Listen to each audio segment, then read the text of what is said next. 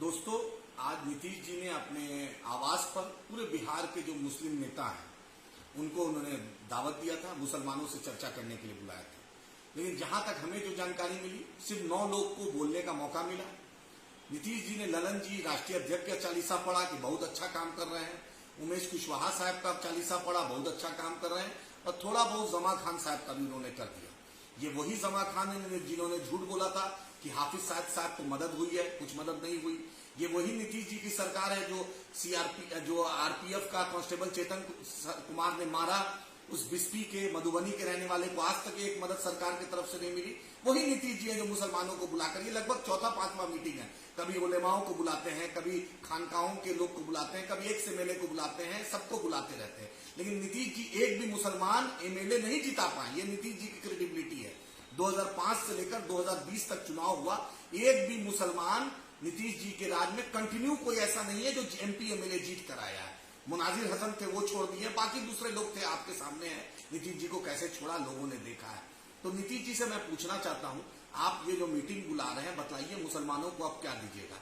MIM Akhtarul इमान साहब ने press conference किया, उसमें साफ साफ कहा जैसे तमिलनाडु में, केरल में, आंध्रा में, तेलंगाना में मुसलमानों को कोटा के अंदर सब कोटा है, ओबीसी कोटा में, क्या उसमें नीतीश जी रिजर्वेशन देंगे? मुसलमानों को कितना मंत्रालय में हिस्सा देंगे? क्या माइनॉरिटी बजट जो तेलंगाना में 2200 करोड़ है, क्या बिहार में भी 2200 करोड़ होगा? क्योंकि आबादी आज 18% से ऊपर है। 17.70 आबादी आपने दिखाई थी। इराकी बिरादरी की आपने आबादी को हटा दिया, वो 1% से ऊपर लगभग आबादी होगी, तो 18 साढ़े 18 होगा। बिहार में सबसे ज्यादा मुसलमानों की आबादी है, लेकिन मुसलमान को आप क्या दिए?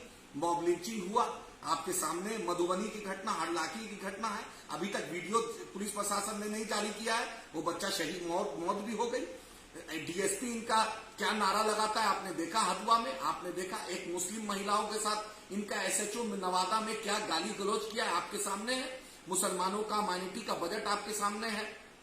हाफिज साहब को कुछ न मिलना आपके सामने है। गया बेला में मॉब लिंचिंग आपके सामने है। अररिया का मॉब लिंचिंग आपके सामने है। छपरा का मॉब लिंचिंग आपके सामने है। मुसलमानों का क्या हाल है आपके सामने। 9 लोगों का बोलने का मौका मिला। नीतीश जी ने ये नहीं बोला कि शेरशाहवादी बिरादरी को मंत्रालय में हिस्सा मिलेगा कि नहीं, सुरजापुरी बिरादरी को मिलेगा कि नहीं, अंसारी बिरादरी को मिलेगा कि नहीं, राइन बिरादरी को मिलेगा कि नहीं, कलाल बिरादरी को मिलेगा कि नहीं। आप नीतीश जी ने ये नहीं बोला। नीतीश जी ये नहीं बोला कि कुल्हैया बिरादरी को मिलेगा कि नहीं, शेखरा बिरादरी को मिलेगा कि नहीं, और मोमिन बिरादरी में मिलेगा कि नहीं। नीतीश जी ने ऐसा कुछ नहीं बोला। नीतीश जी ने अपना चालीसा पढ़ा कि 24 आ रहा है, 25 आ रहा है, मुझे वोट दीजिए। भाई ये 18% आबादी कब तक वोट देगी? 3% आप हैं, 8 बार आपको मुख्यमंत्री बनाया। लालू जी के परिवार को 14% होकर हमने उनको, उनकी पत्नी को, बेटे को, दूसरे बेटे को, उनकी बहन को, दोनों मामा को एमपी एमएलए मंत्री सब बना दिया। लेकिन हमें क्या मिला? शहाबुद्दीन परिवार को कोई पूछने वाला नहीं, अब्दुल गफूर साहब के परिवार को पूछने वाला नहीं, अब ये क्या कहते हैं तस्लीम साहब के परिवार को इन्होंने नहीं पूछा। आप ही बताइए आखिर हमें कब इनको मिला? गफूर साहब एक्स चीफ मिनिस्टर, उनको कुछ पूछने वाला नहीं। एक वक्फ बोर्ड के चेयरमैन थे, उनको पूछने वाला नहीं। पटना के थे, 2 बार एमएलसी थे, उनको कोई पूछने वाला नहीं। आज जाबिर साहब को पूछने वाला नहीं।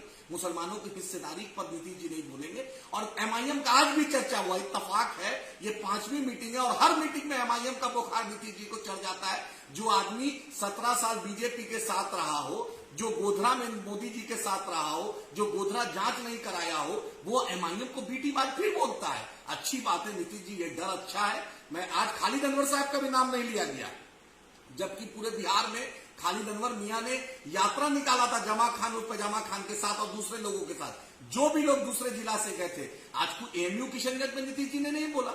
सुरजापुरी रिजर्वेशन का ओबीसी कोटा पे नीतीश जी ने नहीं बोला। एएमयू किशनगंज पर 1 रुपया अभी तक नहीं मिला, उस पर नहीं बोला। सीमांचल की बाढ़ की तबाही पे नहीं बोला। सीमांचल के रोजगार पे नहीं बोला। सीमांचल के पलायन पे नहीं बोला। किशनगंज को, कटिहार को एक भी मेडिकल कॉलेज नहीं मिला है, उस पर नीतीश जी नहीं बोला। हज कमेटी के बहाली पर नहीं बोला। उर्दू टीईटी के बहाली पर नहीं बोला। उर्दू अनुवादक के बहाली पर नहीं बोला। मुस्लिम अफसरान की अच्छी पोस्टिंग पर नहीं बोला। जिला में डीएमएसपी हो, बीडीओ सीओ, डीएसपी, एसएचओ पर नहीं बोला नीतीश जी। नीतीश जी ने आज ले देके फिर वही किया, वाहवाही अपनी करवाई।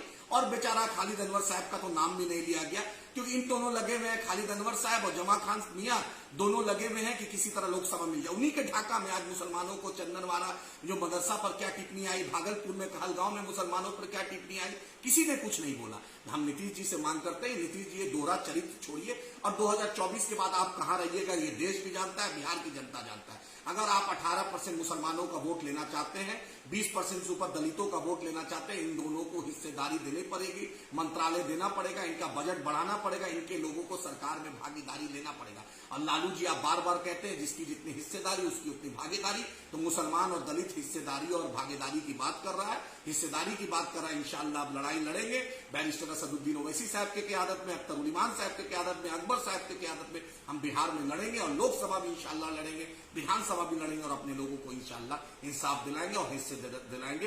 एमआईएम का ये संकल्प है। हम फिर ये संकल्प दिलाते हैं, नीतीश जी आप कितना भी मीटिंग कीजिए, ये अच्छी बात है कि एमआईएम का बुखार आपको आ जाता है, ये बुखार इंशाअल्लाह हमेशा आते रहेगा और इंशाअल्लाह एमआईएम हक मुसलमानों का, दलितों का लड़ के लेगी। ये हमारा संकल्प